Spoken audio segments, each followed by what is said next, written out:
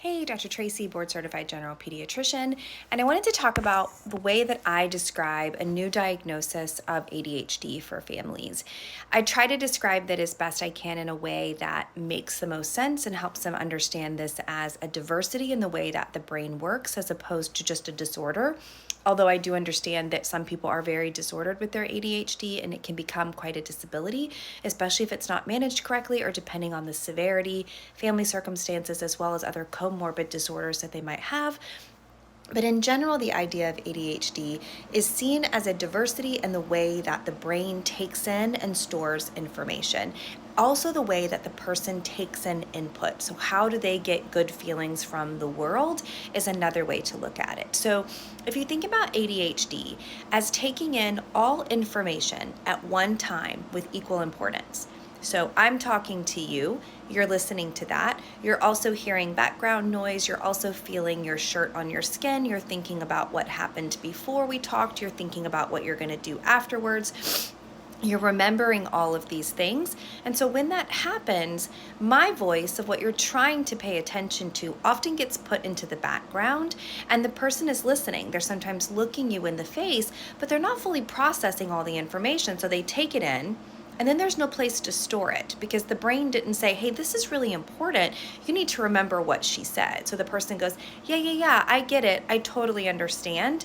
And then they don't remember it 3 seconds later because it's left their mind along with all of the other millions of thoughts that they were having at one time.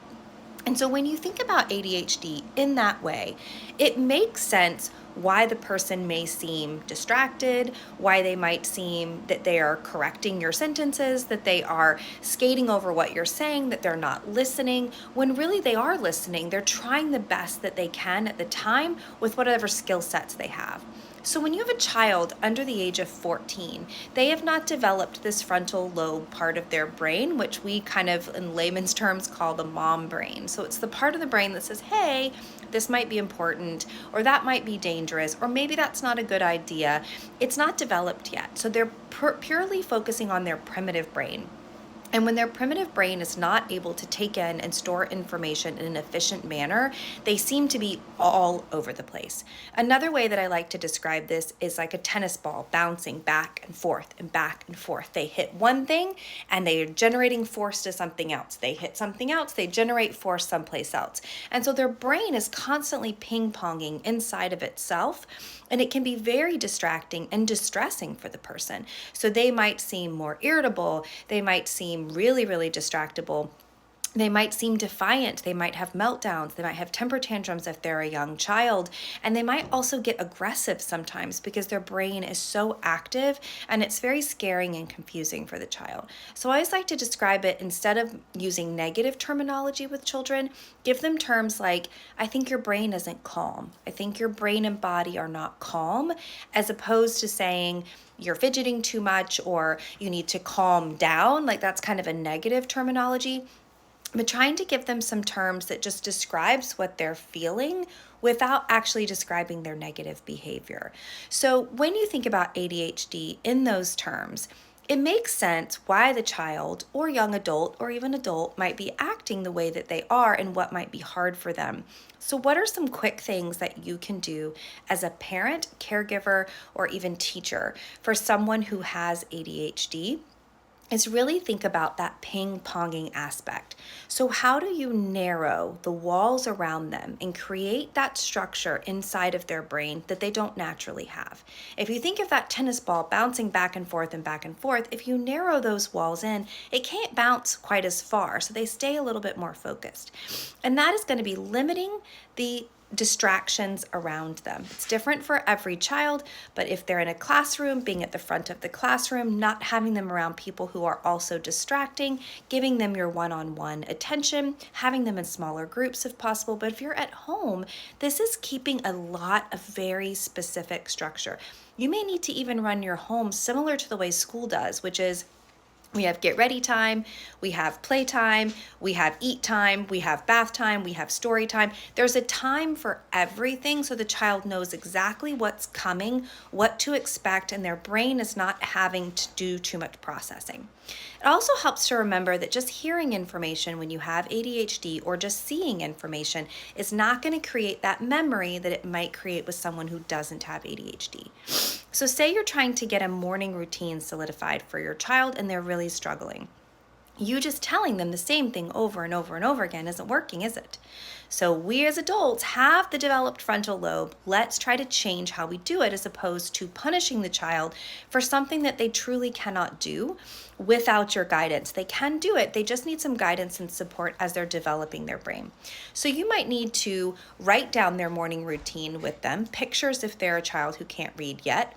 Have them say it back to you. They might have to do one thing at a time. There might be a timer set that they go do that one thing and then they come back and they engage with it by putting a check mark by the thing that they already did. They need to do it in the exact same order, in the exact same way, over and over and over and over again so that it becomes such a part of their brain that they don't have to think about it. Imagine being an adult and you've always driven your kids to school, and then the first day of summer happens, you get in the car and you forget and you just distractedly head to school. That's what we want our children's brains to be like when it comes to their routines, so that it becomes such rote memorization that they just do it. Limiting external stimuli, really minimal electronics, really minimal to no video games, lots of hands-on play, getting dirty, playing outside, physical activity. We know physical activity helps calm the brain. So if you need your child to pay attention a little bit more, you might say, let's play a game and let's do 15 jumping jacks, or let's run to the fence and back, and then see if you can get them a little bit more engaged. Another thing to remember is they may not respond to punishment in the same way that another child might. So you have to revamp how you're doing it. If the way that you're doing it is not working, it's not the child's fault, it's our way of disciplining and punishing them. So working around some things that you might be able to do, and I'll give you some examples. If you have a child that always leaves their dirty cups in their room, and you say it over and over and over and over again, and there's a room full of dirty cups, it looks like the movie Signs, and they're like, yes, ma'am, yes, sir, I'm so sorry. And then they keep doing it over and over again. It's not defiance. It's not laziness. They do not remember once they go into that room that they even had a cup to begin with. And then they see all the cups and think, I need to take those in, but that's a really big task for me. And I don't want to get in trouble. I don't know how to process this myself. So this is something you could do. It's an example of how to work around it, but keep the expectation. Maybe for a few weeks, we get rid of all the cups and everybody has a cup with their name on it and they're responsible for that cup. And this would be for a slightly older child. But every time they need something to drink, they have to go find that cup. And if it's disgusting, they have to wash it. And you'll notice after a few weeks, that cup's gonna end up at least in the sink. It might not end up in the dishwasher or washed where it's supposed to be, but it does help the child have a negative consequence that's not a punishment. That gets their attention. So you've got to figure out what gets the attention of the person with ADHD. And it isn't always taking things away. They're really good at being punished. They know how to do that. They don't know how to do the expectations that you're asking of them, so they'll take the punishment in a heartbeat. I have so many families that talk about, we've taken everything away. They don't even have a door on their room anymore, and it's still not getting better. Ding, ding, ding, that's the sign we need to do something different. So again, remembering what ADHD at its core is, remembering that we are the ones driving the ship, we are the ones that can help the most, and we need to make sure that we are helping support the children and not just punishing them when they're not meeting our expectations. This is really helpful to get a behavioral therapist or a child therapist, pediatricians, family practice providers involved. We really can help you, give you some more tips and tricks.